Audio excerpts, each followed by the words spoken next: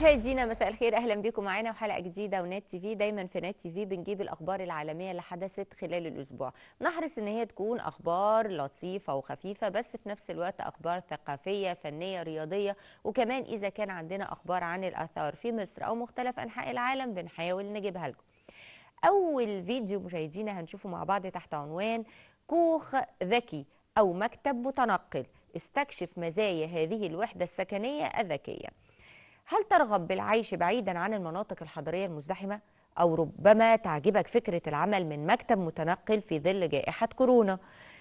تسمح لك الوحدة التي تسمى إيكو كابسول الصغيرة بالقيام بذلك وبطريقة مستدامة أيضا. تستغل هذه الوحدة الطاقة الشمسية وطاقة الرياح، ويمكن استخدامها لأغراض متعددة. ظهر الابتكار ده في جناح سلوفاكيا في معرض 2020. هذا الابتكار عبارة عن منزل مضغوط على شكل كبسولة بها كل شيء نحتاجه للإقامة بداخلها، ويمكن التنقل بها أيضا في أي مكان نريده. تعالوا نشوف مع بعض.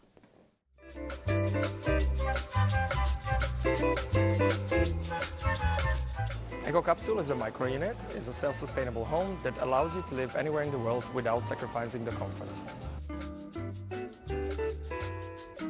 The innovation with Eco Capsule is mainly in its power sources that it can harvest. So not only is it solar energy, but also wind energy.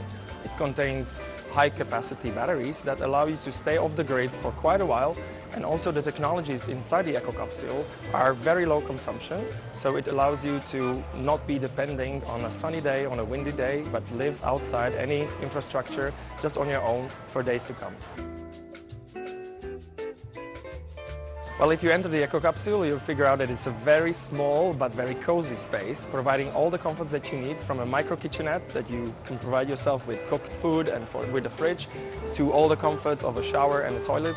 Plus, you have a capacity for 2 people to stay overnight for multiple days. Having the Eco Capsule here at the Expo, it showed us also multiple uses of such an Eco Capsule. We had many interests from sides of the scientists, for example, who think that these Eco Capsule can provide them with not only comfort, but sustainable environment for their research, for example, out in the field. Plus, of course, this is a sort of like a small cabana that you can use and put into your garden. You can transport it on a helicopter, you can get it on a trailer, so you can basically transport it anywhere you need, level it up on an uneven surface, and just provide yourself with a nice, small, cozy space just for yourself. Especially nowadays, when the pandemic has hit all the society, the Eco Capsule is providing not only comfort but also safety for people that are using it. And we see more and more interest from the general public to use such places for staying abroad, staying outside, and just to transport anywhere without having to risk their safety and health.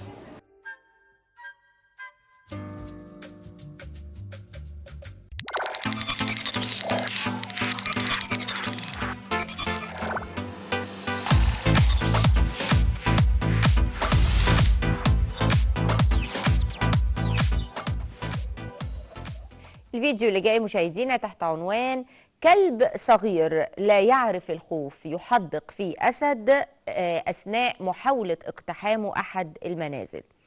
تم تصوير الفيديو ده داخل أحد المنازل في شمال ولاية كولورادو الأمريكية. هنشوف فيه كلب بيقف بشجاعة أمام أسد بيحاول الدخول للمنزل الموجود فيه، لكن في باب زجاجي بينهم هما الاثنين، فنشاهد الكلب وهو بيحدق في هذا الأسد دون أن يفر هاربا، بالرغم من طبعا الفارق الكبير بين حجم الكلب وحجم الأسد. وفي النهاية هنشوف الأسد وهو ماشي وسايب البيت والكلب واقف ومستني وهو في تأهب شديد. تعالوا نشوف مع بعض.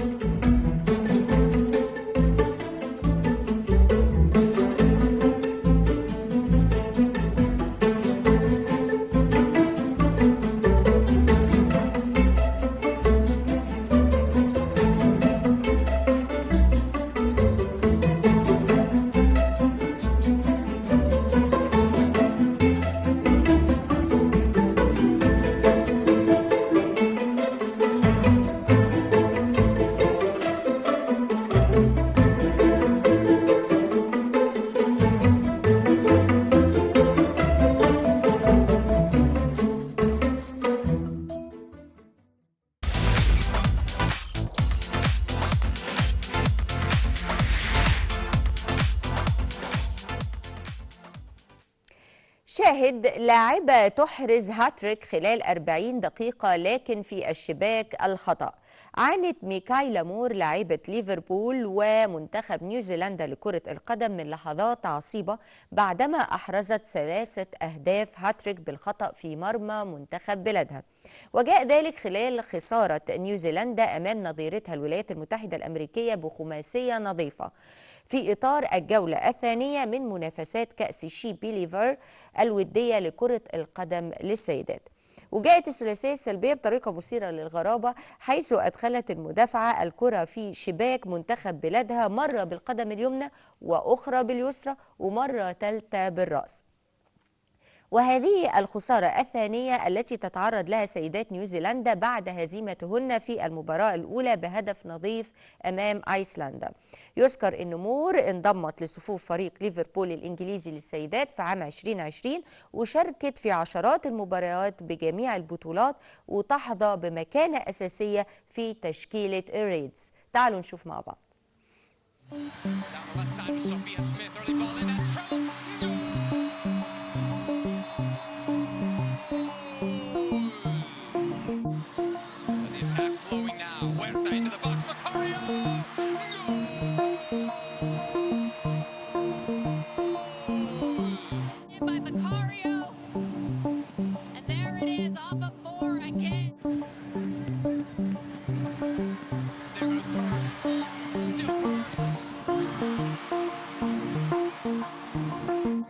Switching the point of attack, Huerta racing forward.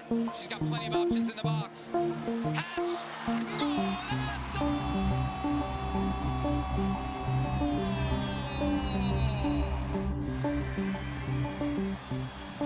Here she is ahead for Pugh. Pugh in a foot race. Pugh one-on-one. Pugh!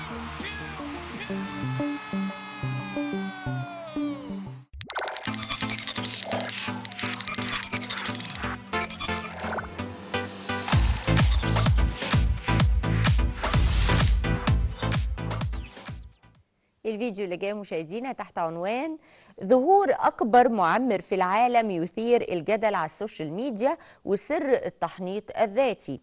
حالة من الجدل سيطرت على مواقع السوشيال ميديا بعد انتشار مقاطع فيديو يظهر فيها رجل عجوز وهو يلاعب طفلة صغيرة. المتابعون لاحظوا أن جسد العجوز ضعيف للغاية وبيظهر جسده كما لو كان جلد على عظم. البعض فسروا أن العجوز هو أكبر معمر في العالم ويبلغ عمره 163 سنة، وهو ما قد يفسر هيئة العجوز الضعيفة. لكن بعض المتابعين ظنوا أنه بيحنط نفسه ذاتيا، وهو نظام بيتبعه بعض الرهبان البوذيين للانتقال لمرحلة التنوير، ويتبعون نظاما غذائيا قاسيا للتخلص من البكتيريا بداخلهم أملا في منع تحلل الجسد بعد الوفاة. لكن الحقيقة إيه بقى؟ الحقيقة إن العجوز الشهير يسمى الوانغ تا ياي، والحقيقة إنه يبلغ من العمر 109 سنة فقط، وهو راهب بوذي من تايلاند. حفيدته بدأت بنشر مقاطع الفيديو له لتخليد ذكرياته معاها، وهي تعتني بجدها منذ فترة طويلة. ما تيجوا نشوف مع بعض.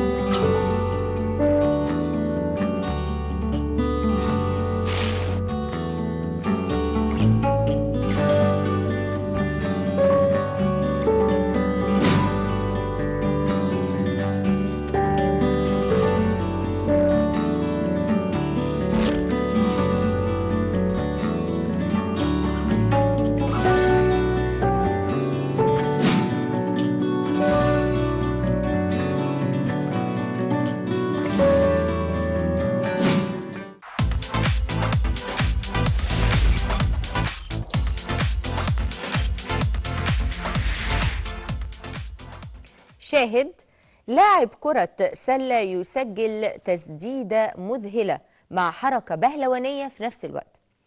سجل لاعب كرة سلة تسديدة مذهلة خلال إحدى مباريات منافسات المدارس الثانوية في الولايات المتحدة الأمريكية. قام اللاعب بتسديد الكرة وقام بأداء حركة بهلوانية مثيرة. قد يكون فريق كرة السلة في المدرسة خسر المباراة، لكنهم أبهروا الجماهير بعد أن قام أحد اللاعبين بقفزة خلفية أثناء قيامه بتسديدة من 3 نقاط، حتى إن أعضاء الفريق المنافس مدح الطالب. تعالوا نشوف مع بعض. On the far side, Stewart coming off a 3. Thought he was going to step up and shoot another one, but he will not with a hand in his face. That's a volleyball line. Did he just do a backflip?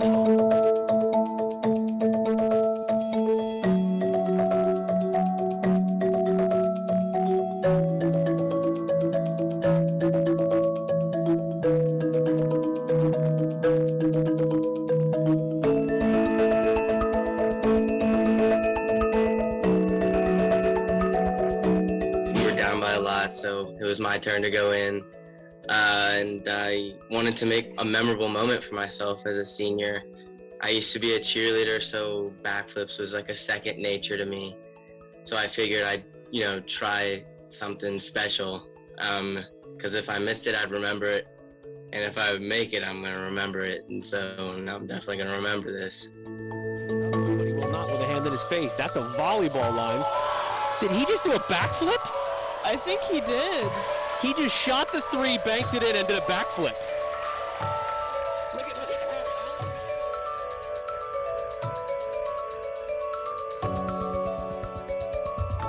40 points is a beatdown. At that time, I'm just like, we got to improve, starting to empty the bench out, let the younger guys in and more inexperienced players to get on the court to get repetitions. And so he literally took what I said. If you go on the court, leave it everything you have, just have fun. And he had fun.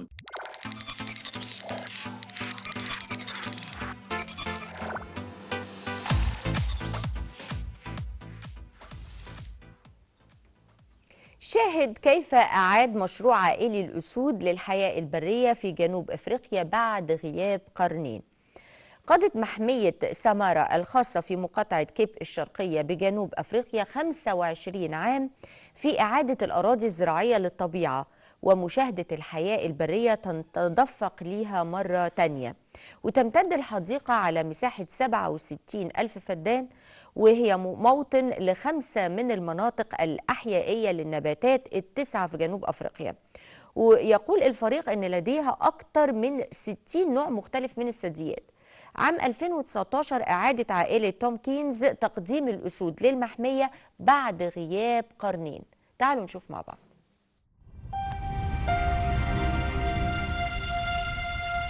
The word conservation means to keep things the way they are. It means to prevent things from getting worse. But rewilding has a much more ambitious remit, and I think the planet deserves a more ambitious remit at this point in time.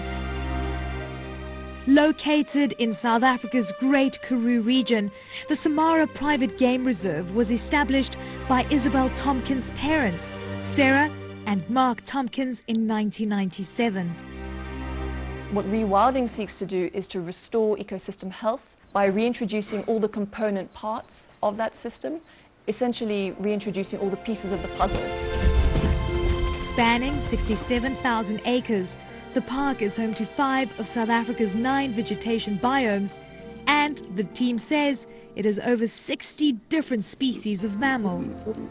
We're located in a global biodiversity hotspot, so despite being a semi-arid region, there's actually a remarkable amount of biodiversity, particularly endemic plants, and also certain endangered species like the Cape Mountain zebra, the cheetah, the black rhinoceros.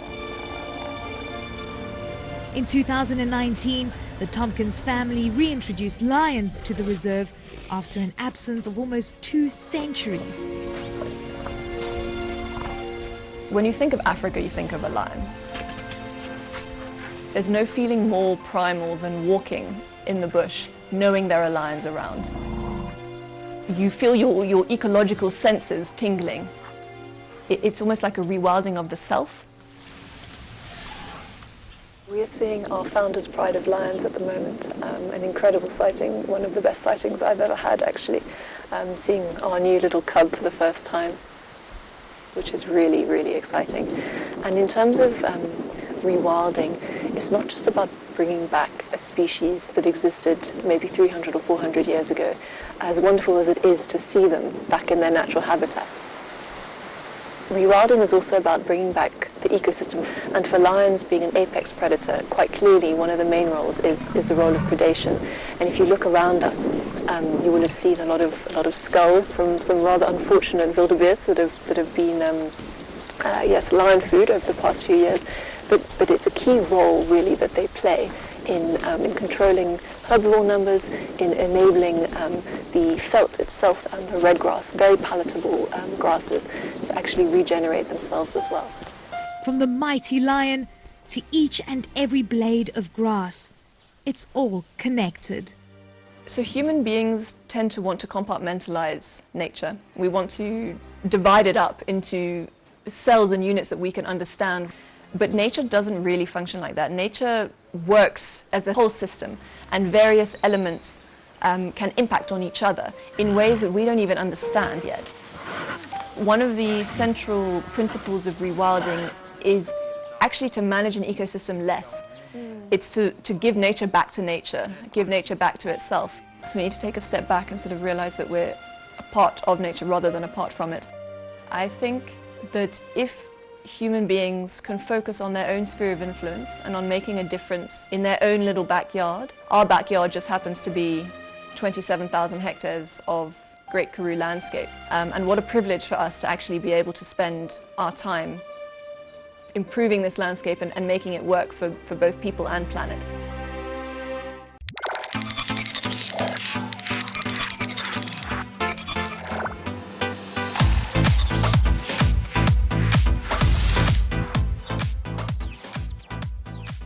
بمساعدة من فقمة، رجل يتمكن من سباحة 4.8 كيلو متر إلى بر الأمان بعد سقوطه من قاربه. عندما سقط سكوت سامسون من قاربه في قناة سانتا باربرا في أمريكا، كان يعلم أنه في موقف صعب جدا. كانت درجة الحرارة 13 درجة مئوية، وكان يرتدي فقط قميص وسروال قصير. لكن لما رأى منصة نفطية على بعد مسافة في الماء، قرر أن يحاول البقاء على قيد الحياة بمساعدة فقمة ودية. تمكن من السباحة لمسافة 4.8 كيلو متر بحثا عن الأمان والنجاة من المحنة المروعة. تعالوا نشوف مع بعض. He went overboard at night into the ocean. And then I looked up at the sky. I'm like, really? Really? This is how I'm going to die. Scott immediately realized he couldn't catch his boat, which was in gear and quickly drifting away. Being an experienced mariner, he knew he was using too much energy swimming upright as well. So he turned over on his back and thought about his next move. That's when he saw the bright lights from this oil platform way out in the water. He'd have to swim out to it, between 2 and 3 miles away. He told himself it was his only chance at survival. And I just had to keep telling myself, yes, you can. Yes, you can. You can do this. And then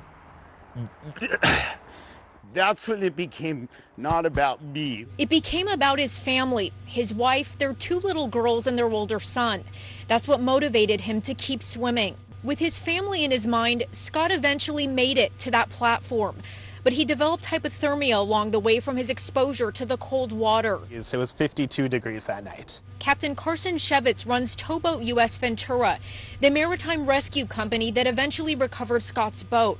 He says it's incredible that he survived the conditions, especially because he went overboard wearing shorts and a t-shirt. And it was even cold for me. And I was only in the water for 15 minutes. I could only imagine what he was going through that night. Scott says there was something else that gave him that little extra nudge he needed to get home to his family, a harbor seal. He says one swam alongside him for a while and gave him a glimmer of hope. But that's when I was like, wow, I'm actually getting closer to this thing. I'm going to pull this off. And then he was gone. Scott found workers in that control room on the oil platform who called the Coast Guard in to finish the rescue.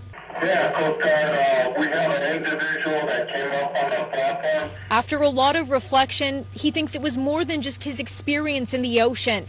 that helped him make it back to land. I just looked up at the sky and I was like, God, will you please just take care of my family? And that's all I asked. And then the next thing I know, there I am at the oil derrick. And it's like, whoa.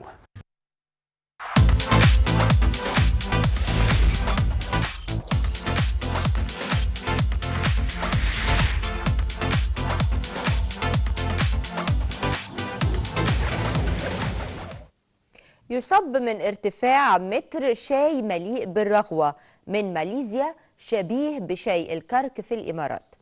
لا يعد شاي تيه تاريك مثاليا بدون الرغوة اللي بتغطيه، وتتشكل عن طريق صب الشاي مرارا وتكرارا لمزجه، وينتج عن ذلك طريقة تحضير استعراضية يمكنك مصادفتها بسهولة في شوارع ماليزيا. ويمكن صب المشروب من ارتفاع يصل لمتر واحد، وقد تمكن الزائرون من تذوق هذا المشروب ورؤية كيفية تحضيره في جناح بماليزيا في معرض 2020 في دبي. تعالوا نشوف ازاي.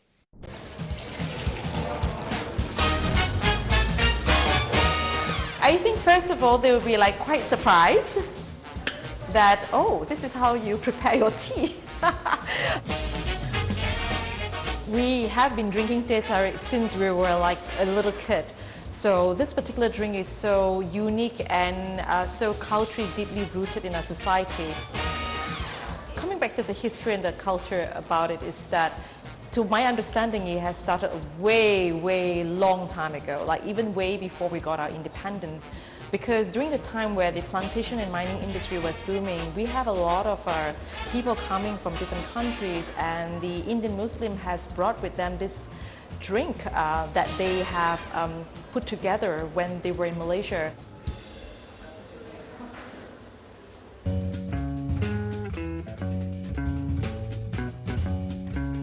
Teh tarik is a Malay word for pulled tea, because you're supposed to pull the tea to mix all the ingredients very uniform, so therefore it gives you that blended taste, and additionally it also creates that foam.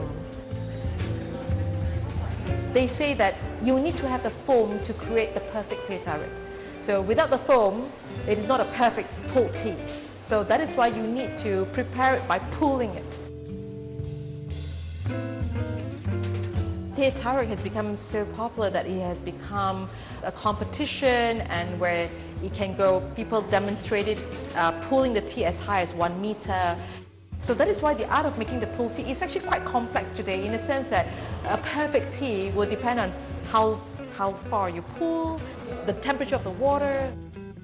Essentially, you need the tea leaves, you need the evaporated milk, you need condensed milk, and a tinge of sugar. One of the things that you could have with the tea that is available right now is the 2-layer dessert. We also do eat it with a murtabak, which is a pancake, but essentially the milk tea can go with a lot of food. Malaysian teh tarik to me is quite similar to the karak milk tea in UAE. It has that similarity, but yet distinctively different in its own ways. So coming back to people drinking it, they would normally, the first impression is something familiar but different.